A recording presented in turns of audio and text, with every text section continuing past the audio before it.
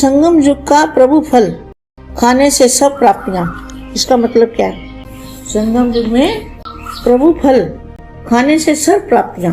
तो प्रभु फल क्या है? जैसे कोई कार्य करता है तो उसका रिजल्ट आता है तो कहते हैं ना, इसको फल मिला है, जो इसने मेहनत की है उसका फल मिला है। तो बेहद के बच्चों को फल क्या है? बाप से मिलन मनाना, वो संगम युग, वही बेहद के बच्चों के लिए फल है। बाप से मिलन मनाना ये बच्चों के लिए यही फल है। जो मेहनत की वो उसका फल यही है कि बाप को मिलन मनाना। मिलन मनाने स्नेह का प्रत्यक्ष फल, क्या मिलन मनाने वाले बच्चों को स्नेह का प्रत्यक्ष फल, वो स्नेह से, उनको बाप से स्नेह था, वो ढूंढ रहे थे, ढूंढते ढूंढते उनको बाप का परिचय मिला तो उन्होंने बाप को पहचान लिया। तो ये मिला मेहनत का फल। और जन्मों जन्म की कई आत्माओं को भक्ति में इधर उधर भटकी हुई आत्मा को एक ही रास्ता मंजिल मिल गई तो उनको कितना खुशी का नशा चढ़ेगा ऐसी बेहद की आत्माओं को। तो स्नेह का फल क्या मिला? बाप से मिलन मनाना।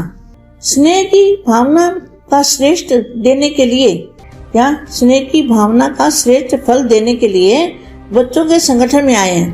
कहाँ? बच्चों के संगठन में, जहाँ बच्चे हैं। बच्चे किसको कहेंगे? जो बाप से मिलते ही नहीं तो बच्चे कैसे? वो बच्चे होते हैं जो बाप को मिलते हैं, जो मिलन मनाते हैं। भक्ति में भी स्नेह और भावना भक्त आत्मा के रूप में रही। पहले भक्ति भी की ना सभी ने, बेहद के बच्चों ने भी पहले भक्ति की, तो भक्त रूप में भक्ति थी लेकिन शक्ति नहीं थी। तो अभी क्या है? बेहद के दादाजी से बेहद की पावर मिलती है, शक्ति मिलती है, लेकिन पहचान का संबंध श्रेष्ठ नहीं था। पहचान नहीं थी, और पहचान नहीं थी तो संबंध भी नहीं था बाप और बच्चे का। तो भावना थी लेकिन अल्पकाल की कामना भरी भावना थी। क्या भक्ति में क्या कहते हैं? कुछ ना कुछ मांगते रहते हैं। अभी भी स्नेह और भावना है लेकिन समीप संबंध के आधार पर स्नेह है। अधिकारीपन की शक्ति है, अनुभव की अथॉरिटी की श्रेष्ठ भावना है। भिखारीपन की भावना बदल, क्या भिखारीपन भक्ति में कहते हैं ना, ये दे दो वो दे दो, भगवान कब मिलोगे, तो संबंध बदल अधिकारीपन का निश्चय नशा चढ़ गया। ऐसे सदा श्रेष्ठ प्राप्ति के सेवा की भावना वाली श्रेष्ठ आत्मा को प्रत्यक्ष फल प्राप्त हुआ है। किनको? श्रेष्ठ आत्मा को प्रत्यक्ष फल प्राप्त हुआ है।